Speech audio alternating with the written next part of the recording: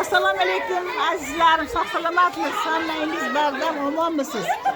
Mana Ko'xtang bolalari bugun kuzning so'nggi kunida o'zlarining marafoni ya'ni hosil bayramini o'tkazmoqchilar.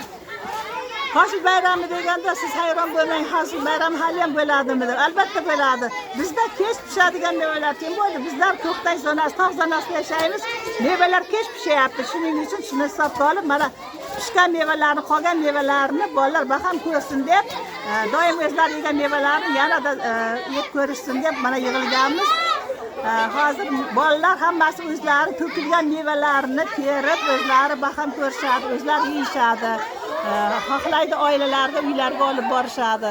Undan keyin badiiy qism bo'ladi. Badiiy qismda biz bolalarning raqslarini ko'rmoqchimiz. Bu iloji boricha eng yaxshi raqslarga mukofotlar beriladi. Shunday qilib Ko'xtang bolalari o'zlarining faoliyatlarini boshladilar. Marhamat.